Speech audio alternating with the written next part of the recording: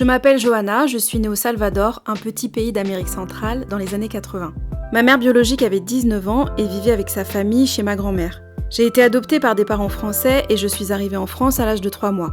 Mes parents adoptifs m'ont décrit comme une petite fille sage, calme, qui ne pleurait pas, d'ailleurs je reviendrai sur ce point un peu plus tard. Ils m'ont toujours parlé de mon histoire, que j'étais née loin, dans un autre pays et dans une autre famille. Et tout ça avec beaucoup de douceur. J'ai grandi avec le sentiment que cette adoption n'était pas vraiment un sujet.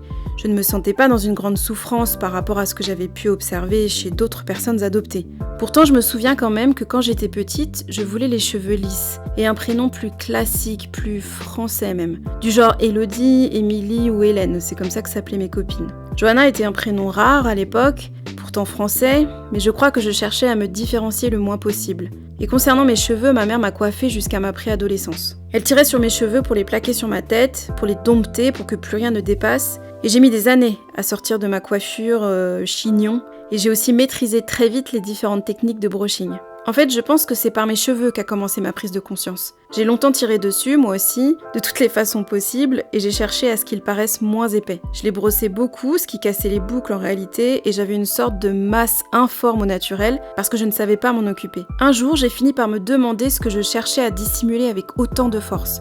Est-ce que j'avais juste reproduit un comportement ou est-ce que c'était plus profond que ça? Je me souviens qu'adolescente, avec un de mes flirts dans l'intimité, j'arrêtais pas de me recoiffer, jusqu'à ce que ça finisse par l'agacer. En même temps, dans la pop culture finalement, les films, les séries, les clips dans lesquels on baignait dans les années 90-2000 ne nous proposaient qu'une seule image de la femme. Blanche, les cheveux lisses, voire raides. Dans les scènes d'intimité, elle n'était jamais décoiffée et on ne voyait pas beaucoup de cheveux texturés, encore moins naturels.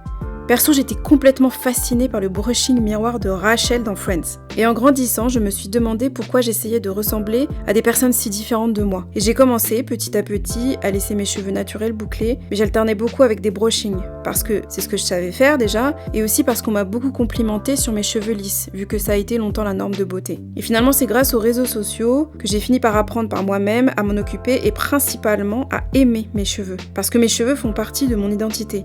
Ça a été un déclic. Est-ce qu'il n'y avait que mes cheveux que je n'aimais pas ou est-ce que c'était tout un ensemble, tout un mécanisme dont je n'avais pas conscience? Un rejet de moi-même et de qui je suis. D'ailleurs, est-ce que je sais qui je suis?